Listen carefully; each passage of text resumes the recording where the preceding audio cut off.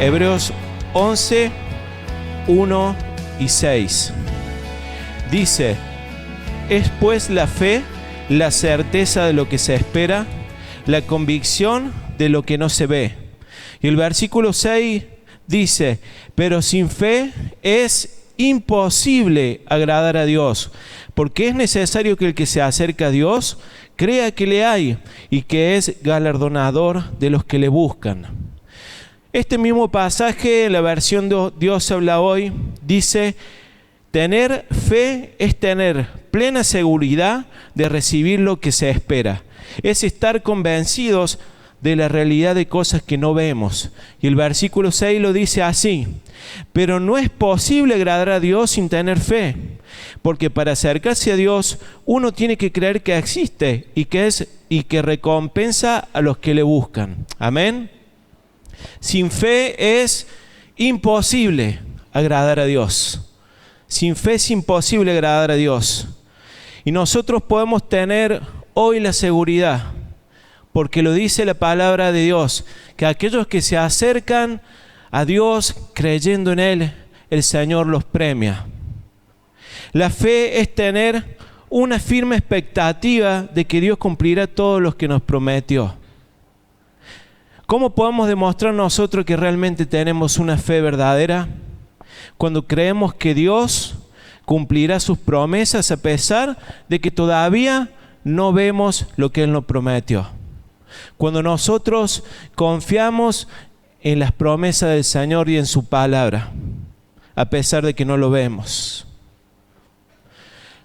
Dios premia, y esto lo tenemos que tener bien en cuenta, premia a aquellos que le buscan y confían en Él. Solo por dar 2 versículos de ejemplo. Jeremías 29:13 dice: si me buscan de todo corazón, podrán encontrarme. ¿Cuántos recuerdan este versículo? Y me buscaréis y me hallaréis, porque me buscan de todo corazón. El Señor promete que a aquellos que le buscan de todo corazón, Él se le va a manifestar. Otro ejemplo en Jeremías 33:3 dice: clama a mí y yo te responderé. Clama a mí y yo te responderé. No estamos clamando, no estamos acercándonos a un Dios que no escucha, a un Dios que no ve, a un Dios que no siente. Estamos presentándonos confiadamente delante del trono de Dios, sabiendo que de Él podemos hallar el oportuno socorro para nuestras vidas. Ahora hay muchas personas que tienen fe, que creen que Dios existe, pero su fe es una fe totalmente errónea. ¿Sí? Es una fe que está mal enfocada, porque hay muchas personas que dicen creer en Dios, pero ven a Dios como un Dios lejano, como un Dios tirano, como un Dios que está ahí esperando que nosotros caigamos para castigarnos, para avergonzarnos, que está esperando que nosotros desobedezcamos para derramar toda su ira. Y sabemos que a los que no les importa nada de Dios, a los que no aman a Dios, a aquellos que ni siquiera le interesan las cosas de Dios, la palabra de Dios dice que hay una condenación para estas personas por haber rechazado a Jesús. Pero para nosotros, los que creemos y amamos a Dios, no podemos ver a Dios de esta manera. Hay muchos cristianos que ven a Dios de esta manera, ¿sí?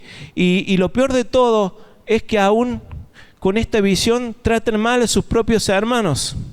En vez de corregir a alguien que ha caído con un espíritu de mansedumbre, ellos, en nombre de Dios, entre comillas, derraman toda la ira de Dios sobre esa persona, la avergüenzan, la escrachan, la humillan, porque creen que este es Dios.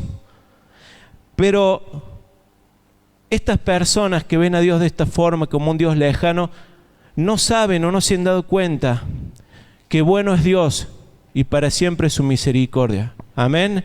Dice el Salmo, solo el Salmo 136, 26 veces, porque para siempre es su misericordia. ¿Sí? Porque bueno es Dios y para siempre es su misericordia.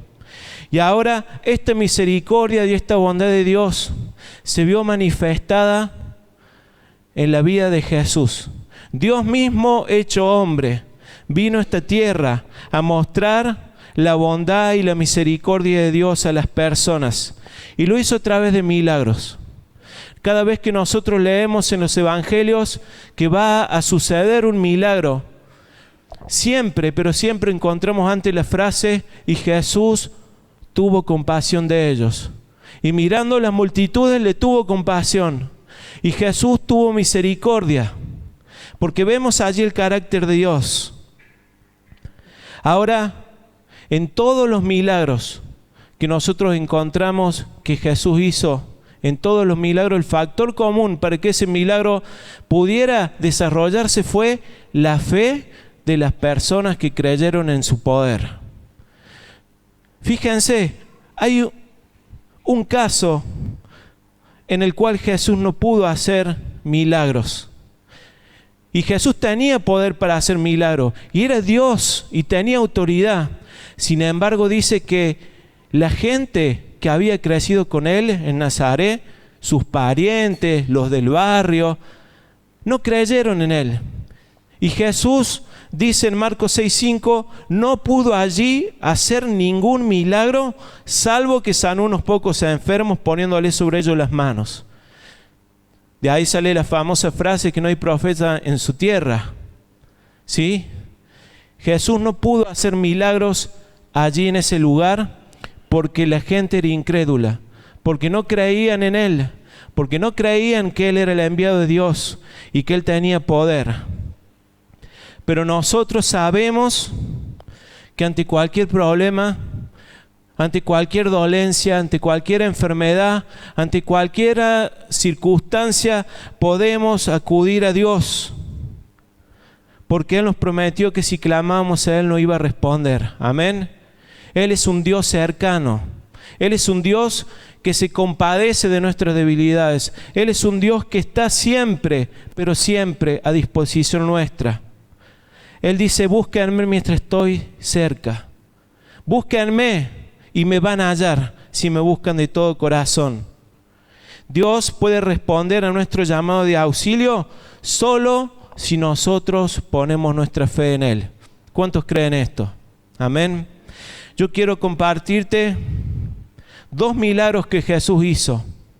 2 milagros que Jesús hizo que muestran una de las tantas maneras en las que Dios actúa en nuestras vidas y una de las tantas maneras en que podemos recibir un milagro de parte de Dios.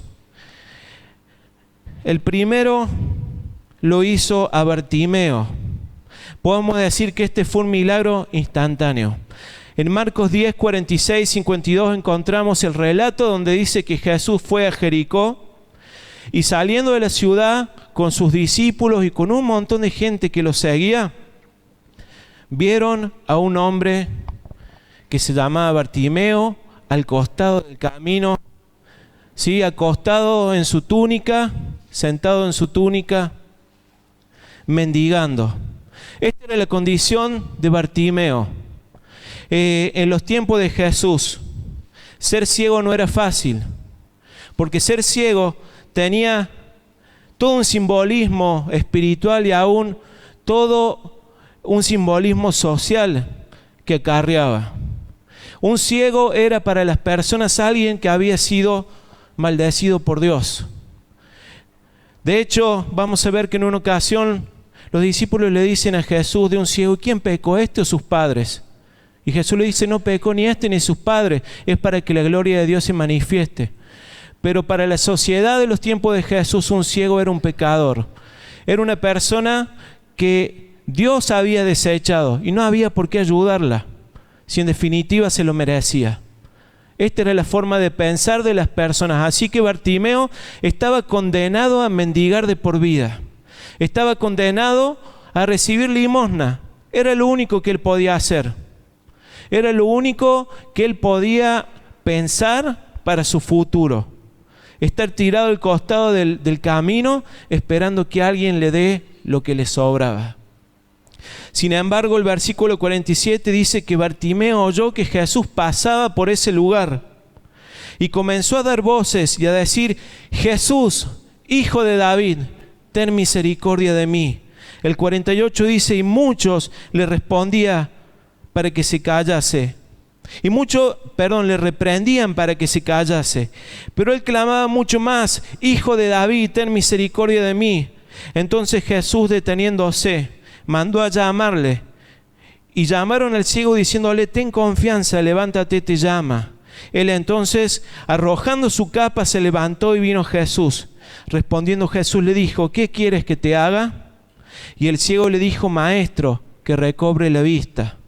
Y Jesús le dijo, vete, tu fe te ha salvado. Y enseguida recobró la vista y seguía Jesús en el camino. Vemos un milagro instantáneo de Jesús hacia este ciego. Pero veamos la actitud de este ciego. ¿Por qué Jesús pudo hacer un milagro en Bartimeo? ¿Por qué? Porque encontró fe en él. ¿Sí? Jesús pudo hacer un milagro en Bartimeo porque Bartimeo tenía fe en el poder de Jesús para sanarlo. Jesús pudo hacer un milagro en Bartimeo porque le reconoció como su Señor y como su Salvador. ¿Y cómo llegamos a esta conclusión? Dice que él gritaba, Hijo de David, ten misericordia de mí. Y después cuando Jesús se acercó le dijo, Maestro, Maestro. Y estas dos declaraciones de Bartimeo eran totalmente entendidas por el pueblo de Israel como una declaración de que Bartimeo estaba creyendo que Jesús era el Mesías. Hijo de David era un título mesiánico, ¿sí? Maestro era un título de reconocimiento y de autoridad espiritual. Bartimeo reconoció a Jesús como el Mesías, como su Salvador, como su Maestro, como su guía espiritual. Y esta declaración de fe fue la que hizo que Bartimeo pudiera ser sano. Reconocer el poder de Dios, reconocer la autoridad de Jesús, reconocer que Jesús era el Señor de todas las cosas. La actitud de Bartimeo fue, luego de recibir su milagro, fue la de seguir a Jesús y serle leal. Dice, y Jesús le dijo, vete, tu fe te ha salvado. Y enseguida recobró la vista y seguía a Jesús en el camino. Ahora yo le pregunto, ¿cuántos de nosotros hemos recibido un milagro del Señor y hemos seguido fieles al Señor? ¿Sí? ¿Cuántos de nosotros hemos recibido una sanidad de parte del Señor y hemos seguido fieles al Señor? Y no hemos vuelto a adorarle y hemos vuelto a entregarle toda nuestras vidas por completos. ¿Cuántos de nosotros el Señor nos dio un trabajo y seguimos fieles al Señor? ¿En cuántos de nosotros Jesús hizo un milagro y nosotros le fuimos leales y le seguimos? ¿Sí? Es para analizarnos a nosotros mismos. Bartimeo lo hizo. Ahora hay un segundo milagro que hizo Jesús, también a otro ciego. El mismo contexto. El ciego como una persona desechada por la sociedad, una persona sin valor, alguien que era una carga para la gente. Esa magnitud tenía para un ciego su condición. Y podemos decir que Jesús hizo en este ciego un milagro que fue progresivo, que no fue instantáneo. Bartimeo recobró la vista automáticamente, pero este ciego fue diferente. Juan capítulo 9, dice el versículo 1, al pasar Jesús vio a un hombre ciego de nacimiento y le preguntaron a sus discípulos diciendo, Rabí, ¿quién pecó, este o sus padres, para que haya nacido ciego? Respondiendo Jesús, no es que pecó este ni sus padres, sino para que las obras de Dios se manifiesten en él. El versículo 6 dice, dicho esto, escupió en tierra Jesús e hizo lodo con la saliva y untó con el lodo los ojos del ciego y le dijo, ve a lavarte al estanque de Siloé, que traducido es enviado. Fue entonces y se lavó y regresó viendo. Entonces los vecinos y los que antes le habían visto que era ciego decían, ¿no es este el que se sentaba a mendigar? Unos decían, él es, y otros, a él se parece. Él decía, yo soy. Y el versículo 35, después que este ciego es llevado por los fariseos que habían visto este milagro de Jesús y que querían y que perseguían a Jesús y decían, este hizo un milagro un día sábado y está prohibido, expulsaron de la sinagoga a este ciego por declarar que Jesús era su Señor. Dice, oyó Jesús que la habían expulsado y hallándole le dijo, ¿crees tú en el Hijo de Dios? Respondiendo él le dijo, ¿quién es Señor para que crea en él? Le dijo Jesús, pues le has visto y el que habla contigo él es. Y él dijo, creo Señor, y le adoró. Creo Señor, y le adoró. Tanto Bartimeo como este ciego, su actitud después del milagro fue seguir al Señor y adorarle. Ahora, yo me preguntaba, ¿no? ¿Cuál es la diferencia entre estos dos milagros? Los dos eran ciegos, los dos tenían gran necesidad, los dos hacía mucho tiempo que estaban postrados, mendigando en la ruina. Sin embargo, Jesús parece que decide hacer cosas diferentes con ellos. A uno lo sana automáticamente, pero a otro le unta los ojos con un barro que había hecho con su saliva y lo manda a lavarse un estanque. Este estanque de Siloé, si ustedes han tenido la oportunidad de ver en YouTube, de ver en un libro, era un camino difícil para un ciego. Ahí en Israel, no sé ahora en la actualidad, pero en la antigüedad, eran muchísimas escaleras. Escaleras empinadas, caminos de piedra, obstáculos por todos lados. No era fácil para este ciego ir a lavarse el estanque.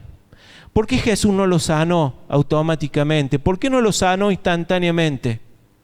¿No se han preguntado eso? Yo me lo he preguntado. Señor, ¿por qué a algunos vos sanás y a otros oramos por esa persona y no se sana o se sana después de un tiempo? ¿Por qué algunos consiguen trabajo automáticamente de forma milagrosa y otros oramos por su trabajo y no lo consiguen? O lo consiguen después. ¿Por qué será? Y yo encontré una respuesta en este milagro de Jesús. En ocasiones Dios hace milagros en nosotros por creer, pero también por obedecer lo que Él nos manda a hacer. ¿Sí? A veces Jesús hace un milagro porque nosotros hemos creído en su poder y nos los da automáticamente. Pero otras veces Jesús pone a prueba nuestra fe. El milagro ocurre luego de un acto de obediencia. Un milagro este milagro de este ciego demandó un esfuerzo por parte del ciego. Jesús, en vez de sanarlo automáticamente, lo mandó a lavarse los ojos a este estanque. Y yo me imagino escaleras que bajaban, que subían, rocas en el camino. Muchísima gente había en ese momento, en ese lugar. Tal vez la burla de muchos que decían, ¿todavía crees que Dios te puede sanar? A lo mejor en su interior había una lucha, pero él obedeció la palabra del Señor y comenzó a caminar. Y si esto no es caminar por fe, ¿qué es? ¿No es cierto? ¿Cuántas veces hablamos de caminar por fe y que la vida del cristiano es caminar por fe? Y es el mejor ejemplo. Este es el mejor ejemplo para decir que un cristiano debe caminar por fe. A pesar de los obstáculos, a pesar de las dificultades, a pesar de que Dios no hace lo que yo quiero que haga en el momento y de la forma que yo quiero que lo haga, el obedecer la palabra de Dios y el creer en sus promesas va a desatar en mi vida un milagro. ¿Cuántas veces hemos pedido al Señor un trabajo? ¿Cuántas veces, no? Como decía recién, oramos por alguien y consigue el trabajo el otro día, lo llaman, lo buscan a él no tiene que hacer absolutamente nada. Y gloria a Dios por este tipo de milagros. Pero hay otros milagros que Dios los hace de forma diferente, porque quiere enseñarnos algo. Quiere que vivamos un proceso hasta llegar a ese milagro. A lo mejor muchos de nosotros antes de conseguir un trabajo debamos salir a buscar ese trabajo creyendo en la palabra del Señor, creyendo en la provisión del Señor. Debamos ir a repartir currículum, debamos ir confiando en que el Señor tiene preparado aún algo mejor de lo que nosotros estamos buscando. Y a lo mejor repartamos por todos lados currículum y nos van a llamar del lugar menos pensado y a lo mejor del lugar que ni siquiera dejamos. ¿Sí? Entonces Dios ve nuestra obediencia. Dios ve nuestra disposición. Dios ve que nosotros creímos su palabra, así como Abraham: vete de tu tierra y de tu parentela. ¿A dónde? Al lugar que yo te mostraré. ¿Pero a dónde? Decime, así lo busco en el GPS. Y Dios le dijo: al lugar que yo te mostraré. Vos salí de tu tierra y de tu parentela y después las cosas las soluciono yo. Y vemos, por ejemplo, en la vida de Abraham lo que fue la bendición de Dios para él. ¿Cuántas veces nosotros pedimos un milagro económico al Señor? ¿Cuántas veces, no? Y el Señor podría automáticamente cancelar todas tus deudas. Podrías el día lunes recibir una llamada: mire, lo llamamos, que todas sus deudas fueron canceladas, y gloria a Dios, qué pedazo de milagro. Pero otras veces el Señor no lo hace así. Otras veces el Señor quiere que caminemos por fe, quiere que vivamos un proceso. El milagro ya está, pero demanda obediencia de nosotros. Y esa obediencia tal vez sea aprender a administrar la plata, ¿sí? No esclavizarnos más a las tarjetas de crédito. Tener que comenzar realmente a vivir por fe. Porque las estadísticas asustan, y lo podemos ver en cualquier diario, de las personas que comen sacando a crédito. ¿Sí? Pero no es que comen solamente sacando a crédito porque se están muriendo de hambre, sino que van con el changuito y agarran el autito de 4,000 pesos para el nene que llora y lo quiere, y agarran los bonobón, y entonces no era tanto la necesidad de la tarjeta, era una necesidad de consumir. Y se endeudan. Y el Señor dice: yo puedo hacer un milagro económico con vos. Yo puedo hacer que tus deudas sean canceladas, pero necesito que vos comences a ordenar tu vida. Escuchaba el testimonio de una mujer que tenía una deuda que ni siquiera era de ella. La había heredado de sus antepasados. ¿Sí? Y estaba por perderlo todo. Y de repente se murió un pariente que ni conocía y recibió una herencia, la suma exacta para terminar de pagar la deuda y quedar libre de esa deuda. Y fue y le dijo a su pastor, le dice: pastor, ¿qué hago? Supongamos debo $10,000, recibí una herencia de $10,000. ¿Qué hago? ¿Ofrendo, diezmo? Y el pastor le dijo: dale a Dios lo que es de Dios y Él te va a recompensar. Y esa mujer, aún con duda, puso su ofrenda, su diezmo, y cuando fue a pagar esa deuda, el valor de lo que ella le había entregado a Dios, se lo habían perdonado. O sea que le dio a Dios, se desendeudó, y Dios hizo un milagro económico, un verdadero milagro económico a una persona que estaba fundida. Pero ¿qué vio Dios en esta persona? ¿Qué vio? Su actitud, su adoración y su predisposición para obedecer y creer en la promesa del Señor. Amén. Ahora, Dios puede hacer un milagro económico en tu vida, pero tal vez no sea el camino que vos querés. Pero Dios te va a dar la fuerza y la sabiduría para empezar a progresar, a tener un trabajo próspero, a administrar bien tu plata. Y no va a ser en el momento que vos querés. Vas a tener que caminar hasta el estanque, y cuando llegues al estanque el Señor va a hacer el milagro. Así como cuando aquellos sacerdotes pisaban el agua y se abría el mar, de la misma forma el Señor puede hacerlo. Otros le piden al Señor sanidad física. Señor, sáname. Y Dios te puede sanar, y yo lo creo. Pero hay veces que Dios, a través de una enfermedad, nos enseña a ser disciplinados. ¿Sí? nos enseña a ser obedientes. Hay algunos que no hay forma de que obedezcan a nadie, no se sujetan a nadie hasta que se enferman y tienen que empezar a tomar una pastilla a determinada hora. Y el Señor no te quiere así, pero Él quiere sanarte, pero quiere que aprendas a ser disciplinado. Que no te comas 5 huevos fritos a las 4 de la mañana y le pidas que te sane del hígado al otro día, que haga un milagro, ¿sí? El Señor en esos momentos de camino hacia el estanque nos enseña. A todos, porque a algunos por un lado y a otros por otro. Pero el Señor sí tiene la bendición lista para nosotros. Jesús sanó a este ciego, ¿saben por qué? Porque su fe fue puesta en acción. Dice Santiago 2:18, pero alguno te dirá, tú tienes fe y yo tengo obras. Muéstrame tu fe sin tus obras y yo te mostraré mi fe por mis obras. Vivimos por fe y el Señor puede hacer milagros instantáneos en nuestras vidas. Pero también demostramos nuestra fe obedeciendo al Señor y creyendo en sus promesas, poniendo nuestra fe en acción. Al igual que Bartimeo, este ciego reconoció a Jesús como su Señor y le adoró. Y esto es importante.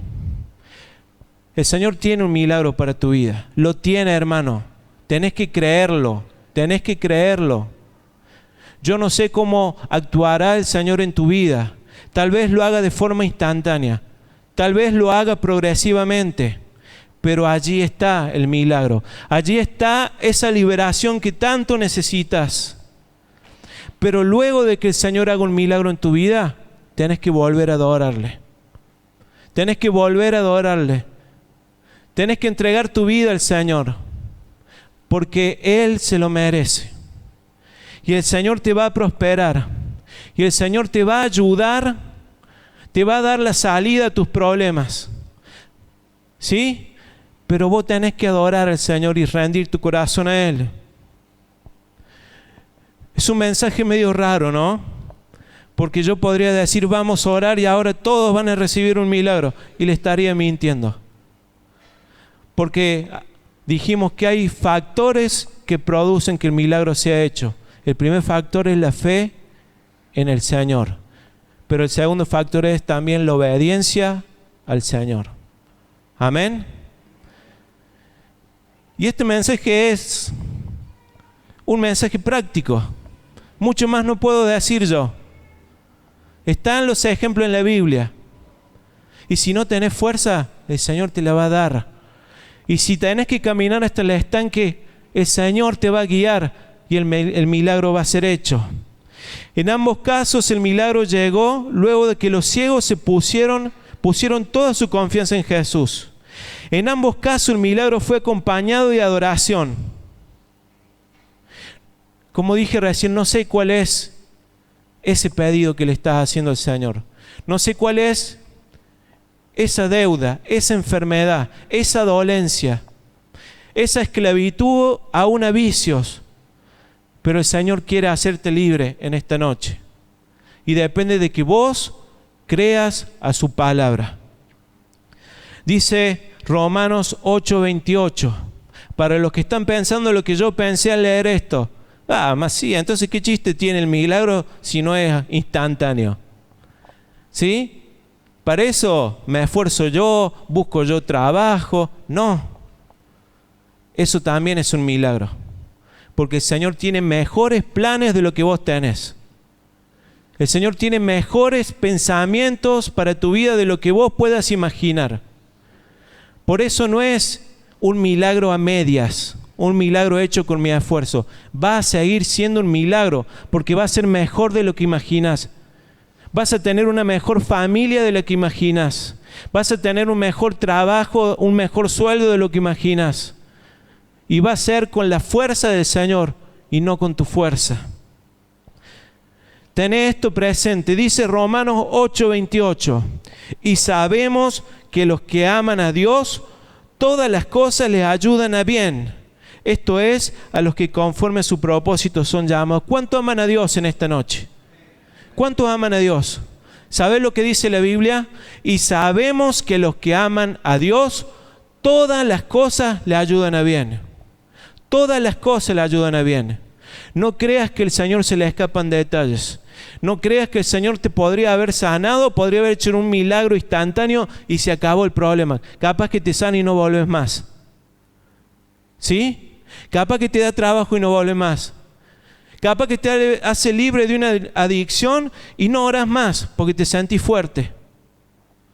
Pero nosotros sabemos que los que aman a Dios, todas las cosas le ayudan a bien. Y si aún nos equivocamos y si aún nos enredamos por nuestra propia cuenta, el Señor es misericordioso, porque bueno es Dios y para siempre es su misericordia. ¿Te animás a decirlo? Porque bueno es Dios y para siempre es su misericordia. El Señor sabe que somos débiles, sabe que no podemos hacer con nuestra propia fuerza lo que debemos hacer. Y sabe que como cualquier hijo quiere experimentar y descubrir el mundo, por más que el padre le dice no lo hagas, te va a ir mal. Y si vos te arrepentiste, perdona. Pero te tenés que arrepentir. Y el arrepentimiento conlleva pegar la vuelta y no hacerlo más. ¿Sí? Esto es arrepentirse de corazón. Filipenses 1:6 dice, estando persuadidos de esto, que el que comenzó en vosotros la buena obra, la perfeccionará hasta el día de Jesucristo. Amén. ¿No te pone contento esto? Porque tal vez estás pensando, ya no hay más remedio para mí. Pero el Señor dice, yo comencé una obra en vos. Yo comencé una obra en vos.